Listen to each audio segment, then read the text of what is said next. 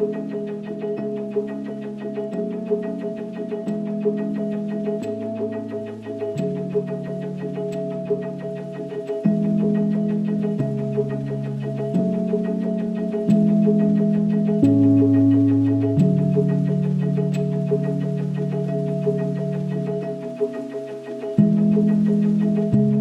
so I am Barry O'Brien, head groundsman at Burnley Football Club. I've been involved here now for the last 18 years. So it's that understanding of what we do and why we do it. Sometimes people don't really understand. I've had people ask me before, do I just work on a Saturday in the summer? Are you off on the summer? It's a 365 days a year job really for us with what goes on and what goes into the pitches. That understanding of what we do, possibly not everyone has, but if you look into it in detail, there's quite a bit that goes into it. So on a day like today, when obviously it doesn't get daylight till 8:30 this morning, we needed to be on cutting at 7:30 for a 3 o'clock kick-off. We tend to be pitch ready about 4 hours before the game. Match day can vary with every game, a lot of it dependent on the weather. So on a normal week, we will plan to do various jobs to the pitch. On an ideal match day, we will double cut the pitch, cutting one way, then cutting away the cross to get the blocks in the pitch, the patterns that you see on a match day. Then we have a group of staff marking the pitch out behind. We do that in 2 directions to get as bright a line as we possibly can. Yeah, James is deputy head groundsman here. He's just about to start marking out, just trying to duck in between showers at the moment. So hopefully we get a break in it and get enough time to get a dry line on. Just try and keep it straight, James. Obviously people hear the figures that go on in the costings of the pitch, especially the stadium pitch down here, costing possibly £1 million to replace and whatnot, but pitch was 14 years old before we rebuilt it. Should have really come out in year 10, but it didn't work out for various reasons. It's not a miracle cure as such, it's not a magic wand, it's the material that's gone back in that has to be done. Unfortunately, it costs a lot of money, but it is routine stuff. Match days I've got busier over years, you know what I mean? Like, I've been doing it 20 years now and teams are out quicker and whatnot and media restraints and everything else in between really. It's match days are extremely busy. When the pitch is ready and whatnot and everything's looking spot on and myself and lads can look back and go, we did that. It's nice to, just take 5 minutes to go, actually we've done a really good job and potentially like we've helped get those 3 points. So it's like we're just another little cog in a big wheel. So yeah, it's a nice, satisfying. So, but yeah, it's nice to have a cup of tea as well on a day like this, but it's not going to happen at the moment.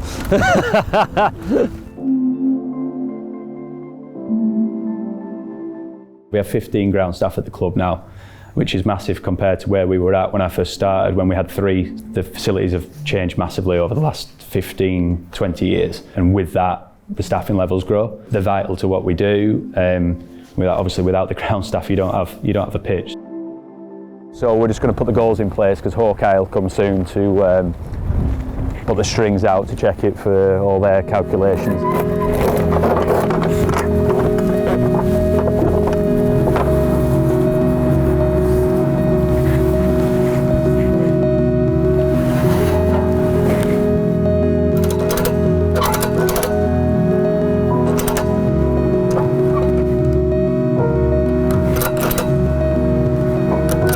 Once we've done all that and we've done the flags, the corner flags, goals in place, Hawkeye then come in. They will check the goal line technology. When we're in the Premier League, VAR will do all their checks on the pitch, so the pitch has to be ready 5 hours before kick-off.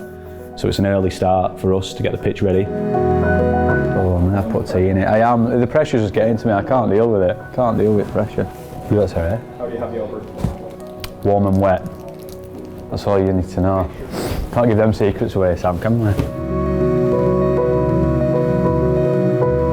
Then we will have a lot of different tools that we use to collect data on the pitch. We have sensors in the pitch that collect everything from the pH levels in the pitch, so that when we're putting fertilisers on and chemicals, we know what rate we're putting them on at, and we know what the soil levels are like to take in the nutrients that we're putting on to recover the plant.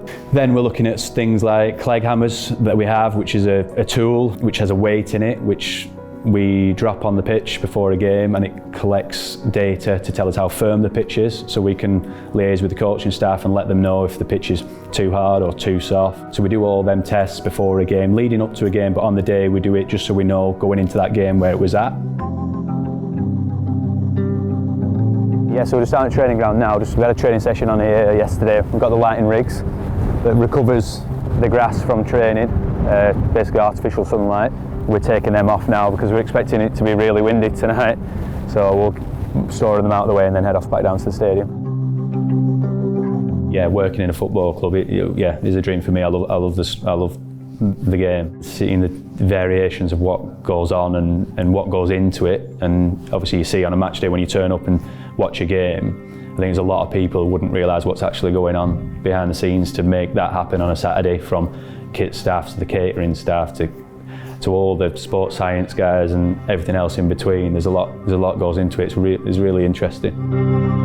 So obviously lighting rigs off at the training ground, non-selected players set up for training.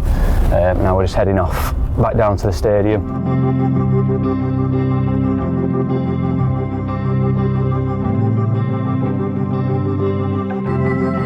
That is difficult, the balance of the job. As much as the job is brilliant, it's everything I've always wanted to do, it is difficult in that football has grown so much, it seems like, over the last 20 years, and that it's 7 days a week now. That is one thing that over the last few years has been quite difficult, but it's a challenge nonetheless, and it's just finding a way of balancing it out in that having enough staff so that you can move things about and people are still being able to have a balance of home life and work. Yeah, so we're just pre-match now. The lads have just turned up to inspect the pitch. Coaching staff will come out setting up in a second and just go over and advise them where to go, try and avoid any areas that are starting to look a bit worn. And then start to prepare for kick-off after that. Having left school, I was practical, always wanted to do something with my hands outdoors, ideally. Kind of stumbled my way across this. I did a bit of work experience at a few different places and then eventually found my way to Burnley Football Club, and from there Myesco College. Spent 3 or 4 years as an assistant groundsman, then progressed to deputy, and then eventually head groundsman about 5 or 6 years ago now. It's like anything really. If you want to work hard at something, you'll get to where you want to be. The warm-up's just about to finish. The players are coming off in the next couple of minutes. We'll go on now. We'll take down the portable goals and start divoting the pitch back, ready for kick-off.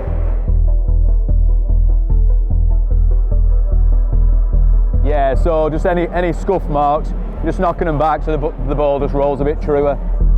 Oh, it's heartbreaking. No knee slides, don't knee slide, yeah.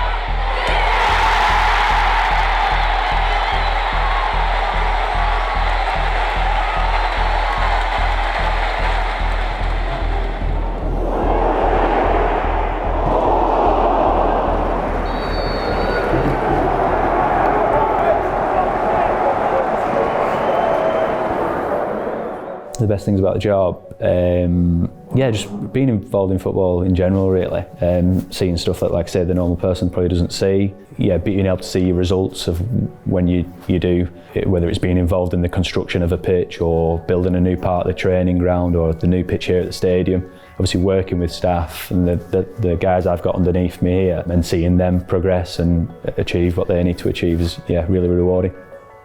Yeah, so our first half is finished. We'll go on now, do a bit of divoting, knock the pitch back a little bit, and then wait for the lads to come out for the second half. Mate, look, there you go, there's the guy you need to speak to, there he is. Yeah, first half, played well, 1-0 up, so I can't complain. Pitch is playing well. Happy days.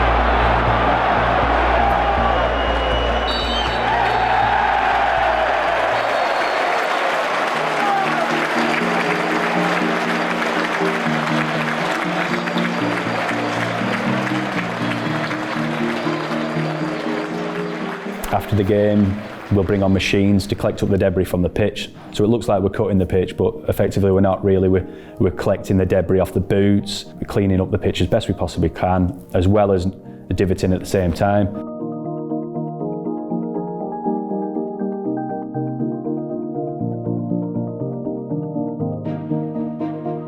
What's changed over the years, most dramatic things that have changed, it is possibly the lighting rig, which has been massive. Like if someone had said that to you a good few years ago, you probably wouldn't have taken it serious, but it has made such a big difference to what we do. So that's our 17th game of the season now, so ideally after the game, we'd ideally get all the big lighting rigs on to try and recover the pitch going into the New Year's game. But unfortunately with the wind speeds due this weekend, we can't do that because of the damage it could cause to the rigs. So we do just have these little ones that are able to withstand the wind a little bit better, so at least it gives us some sort of recovery where the goalkeepers have been. Yeah, it's a great club to work at, you know, one of the founding members of the Football League. It's got that history about it, and it's safe to say probably the biggest club in Lancashire. Obviously a club that's punching above our weight in some ways, but I think that's what makes it what it is really. I think we keep pushing on and the club's growing all the time and trying to push on to improve, so it's a great place to be at in that sense.